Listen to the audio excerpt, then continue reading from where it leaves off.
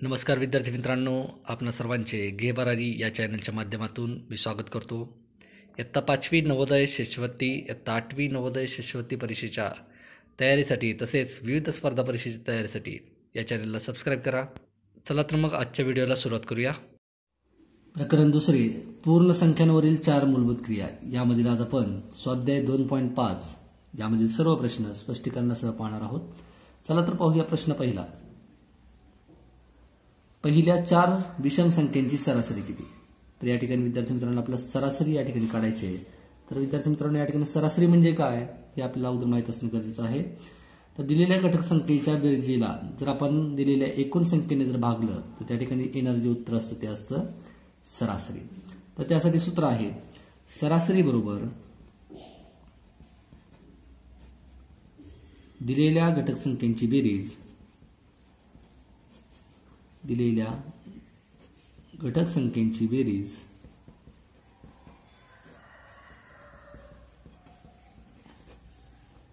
छेद म्हणजेच काय या ठिकाणी भागिले दिलेले एकूण घटक.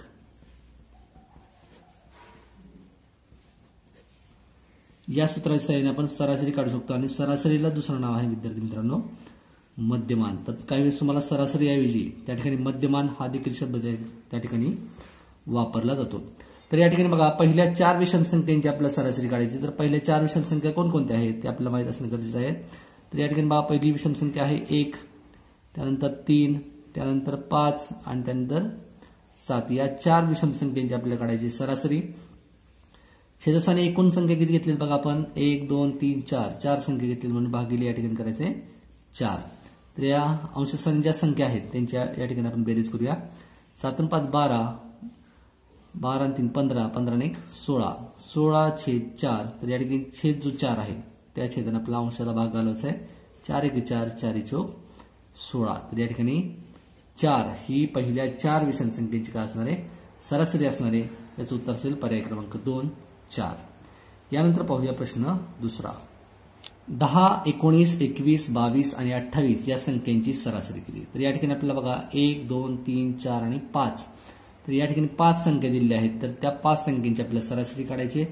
सरासरी बरोबर तर आपण सूत्र या ठिकाणी आता पहिलं आहे सरासरी बरोबर ज्या दिलेल्या एकूण संख्या आहेत त्या एकूण संख्येची बेरीज अंशस्थानी या ठिकाणी आपल्याला मांडायची. तर या ठिकाणी संख्या मांडून घेऊया 10 अधिक 19 अधिक 21 अधिक 22 अधिक 28. तर या ठिकाणी बघा एकूण 5 संख्या आहेत म्हणून छेदस्थानी या ठिकाणी घ्यायचं आपला 5 बरोबर. तर यांची बेरीज करूया आपण. 8 आणि 2 10, 10 आणि 1 11, 11 आणि 9 20, 20 आणि 0 या ठिकाणी 20च राहील. 20ला 0 हातचे आले 2, 2 आणि 2 4, 4 आणि 2 6, 6 आणि 2 8, 8 आणि 1 9, 9 आणि 1 10. तर या ठिकाणी बघा या 5 संख्यांची बेरीज या ठिकाणी आलेली आहे 100. तर 100ला या ठिकाणी 5 ने या ठिकाणी भाग घालूया. 5 1 5, 5 2 10, 5 0 0. तर या ठिकाणी 0 असल्यामुळे 5 ने या ठिकाणी 100ला या ठिकाणी पूर्ण भाग जात आहे. तर या ठिकाणी उत्तर आलेलं आहे 20. तर 20 5 100 म्हणजे 20 या ठिकाणी काय आले बघा 10 19 21 22 आणि 28 या 5 संख्यांची सरासरी आलेली आहे पर्याय क्रमांक 2. यानंतर पाहूया प्रश्न तिसरा. एका वर्गातील पहिल्या 3 मुलांचे सरासरी वय. तर या ठिकाणी बघा सरासरी वय दिले आपल्याला 13.5 वर्षे आहे. त्यापैकी पहिल्या दोघांच्या वयांची बेरीज आहे 25 वर्षे. तर तिसऱ्या मुलाचे वय या ठिकाणी आपल्याला काढायचे. अतिशय सोपा प्रश्न विद्यार्थी मित्रांनो. तर बघा पहिल्या 3 मुलांचे सरासरी वय आपल्याला दिले 13.5 म्हणजे साधारणपणे एका मुलाचं सरासरी वय आलं 13.5. तर हे 13.5 सरासरी वय कोणाचं आहे 3 मुलांचं आहे. तर या ठिकाणी 3 मुलांच्या वयांची बेरीज या ठिकाणी आपल्याला सुरुवातीला काढावी लागेल.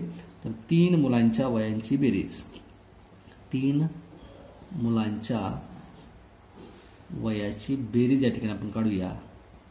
तर बेरीज काढण्यासाठी काय करावं लागेल बघा विद्यार्थी मित्रांनो जी आपल्याला सरासरी दिली आहे त्या सरासरीला आपल्याला काय करायचं बघा 13.5 ही सरासरी आहे गुणिले याला 3 ने गुणायचं आहे गुणिले 3 म्हणजे या ठिकाणी काय निघेल बघा 3 मुलांच्या वयांची बेरीज निघेल.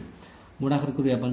3 5 15, 15ला 5 हातचाला 1, 3 3 9, 9 आणि 1 10, 10ला 0 हातचाला 1, 3 1 3, 3 आणि 1 4. तर या ठिकाणी बघा 40.5 वर्षे हे या ठिकाणी काय झालंय 3 मुलांच्या वयांची बेरीज झालेली आहे. त्यापैकी आपल्याला काय दिले बघा पहिल्या दोघांच्या वयांची बेरीज दिली 25 वर्ष. तिघांच्या वयाची बेरीज किती आहे 40.5 आहे. पहिल्या दोघांच्या वयाची बेरीज किती आहे 25. आणि आपल्याला विचारलं तिसऱ्या मुलाचं वय. तर या 3 मुलांच्या वयाच्या बेरीजीतनं 2 मुलांच्या वयाची बेरीज वजा करूया आपण. तर या ठिकाणी तिसऱ्या मुलाची वय निघेल. तिसऱ्या मुलाचे वय बरोबर काय येईल बघा 40.5 वजा 25 या ठिकाणी आपल्याला करायचं आहे. तर उभी वजाबाकी या ठिकाणी करूया आपण. 40 मधून 25 वजा करूया. या ठिकाणी पुढे काहीच नाही म्हणजे 0.0 आपण घेतलं तरी चालेल. 5 मधून 0 वजा केले 5 राहील. 10 मधून 5 वजा करा 5 राहतात. या ठिकाणी 4 मधून खातचा पण दिला आहे. या ठिकाणी झाले 10. या ठिकाणी शिल्लक राहिले 3. तर 10 मधून 5 गेले 5 राहिले. 3 मधून 2 वजा किती राहिला 1. तर तिसऱ्या मुलाचं वय येईल 15.5 वर्षे. 15.5 वर्षे हे झालं तिसऱ्या मुलाचं वय. पर्याय क्रमांक 1 हे जे उत्तर असेल. यानंतर पाहूया प्रश्न चौथा. 3 संख्यांची सरासरी 12 आहे. त्यातल्या 2 संख्या जर 13 आणि 15 या आहेत तर तिसरी संख्या कोणती. तर या ठिकाणी विद्यार्थी मित्रांनो 3 संख्यांची सरासरी दिली. ज्याप्रमाणे आपण तिसरं उदाहरण सोडवलेलं आहे त्याप्रमाणे चौथं देखील उदाहरण या ठिकाणी सोडवायचे. तर 3 संख्यांची सरासरी 12 आहे. त्यातल्या पहिल्या 2 ज्या संख्या आहेत त्या 13 व 15 असतील तर तिसरी संख्या आपल्या या ठिकाणी विचारली. तर या ठिकाणी बघा तर सुरुवातीला आपल्याला 3 संख्यांची सरासरी दिल्यामुळे त्याच्यावरून आपल्याला 3 संख्यांची बेरीज या ठिकाणी आपल्याला काढता येईल. 3 संख्यांची बेरीज. आता बेरीज कशी काढायची तर दिलेली जी सरासरी आहे त्या सरासरीला आपल्याला 3 ने गुणायचे. कारण 3 संख्यांची सरासरी 12 आहे त्यामुळे 3 संख्यांची बेरीज काढण्यासाठी सरासरीला आपल्याला 3 ने गुणायचे. 12 त्रिक 36. तर त्या 3 संख्यांची बेरीज असणार आहे 36. त्यापैकी 2 संख्या दिलीत आपल्याला 13 व 15. त्यावरून आपल्याला 2 संख्यांची बेरीज काढता येईल. 2 संख्यांची बेरीज. तर 2 संख्यांची बेरीज आपल्याला या ठिकाणी काढता येईल. एक संख्या आहे 13 आणि दुसरी संख्या आहे 15. यांची बेरीज करूया. 13 आणि 15 या ठिकाणी 28. बघा 5 आणि 3 8 1 आणि 1 2. तर 2 संख्यांची बेरीज झाली 28. 3 संख्यांची बेरीज आहे 36. याच्यानं आपल्याला तिसरी संख्या काढता येईल. तिसरी संख्या बरोबर काय करावं लागेल आपल्याला 3 संख्यांच्या बेरीजेतनं 2 संख्यांची बेरीज वजा करावी लागेल. 36 वजा 28. तर ही वजाबाकी करून बघा या ठिकाणी वजाबाकी येईल 8. पर्याय क्रमांक 2 याचं उत्तर असेल 8. यानंतर पाहूया प्रश्न 5वा. एक सायकल स्वार 5 तासामध्ये 50 किलोमीटर अंतर जातो तर त्याचा सरासरी वेग काढा. तर सरासरी वेग काढा म्हणजे या ठिकाणी ताशी वेग या ठिकाणी आपल्याला काढायचा असतो. तर विद्यार्थी मित्रांनो बघा 5 तासामध्ये 50 किलोमीटर तर सरासरी वेग म्हणजे 1 तासातलं अंतर या ठिकाणी आपल्याला काढावं लागेल. तर अनेकावरून एकाची किंमत म्हणजेच काय करतात आपल्याला 50 किलोमीटरला 5 ने या ठिकाणी भाग घालवायचा आहे. तर या ठिकाणी सूत्र भाग काय करता येईल आपल्याला सरासरी वेग म्हणजेच काय आला ताशी वेग आला. सरासरी वेग बरोबर एकूण किती अंतर जातोय तो 50 किलोमीटर. किती तासामध्ये जातोय 5 तासामध्ये. तर 5 ने 50 या ठिकाणी भाग घालवायचा आहे. 5 1 5 5 1 5 5 0 0. तर त्याचा सरासरी वेग जो आहे तो 10 किलोमीटर आहे. सरासरी वेग म्हणजेच काय प्रति तास म्हणजेच दर तासाला. तर त्याचा दर तासाला वेग किती आला 10 किलोमीटर. तर याचं उत्तर असेल पर्याय क्रमांक 3 दर ताशी 10 किलोमीटर हे त्याचा सरासरी वेग येईल. यानंतर पाहूया प्रश्न 6वा.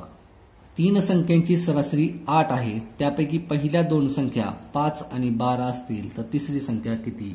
हा देखील अतिशय सोपा प्रश्न विद्यार्थी मित्रांनो.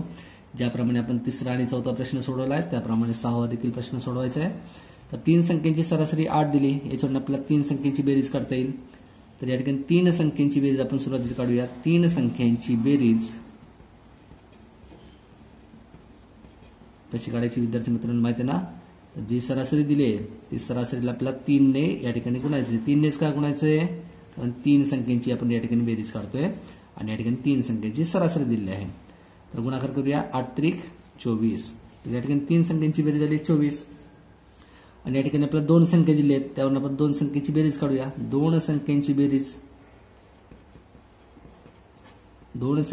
बेरीज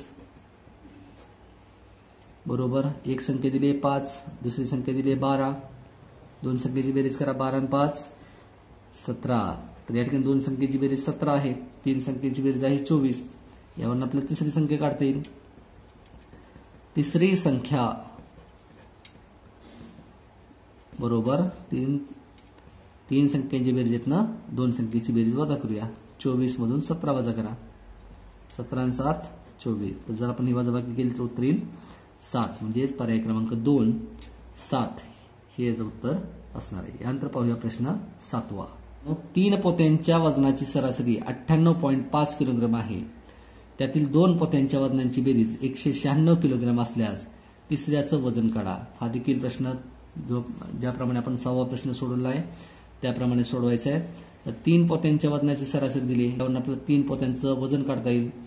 या ठिकाणी बघा 3 पोत्यांचे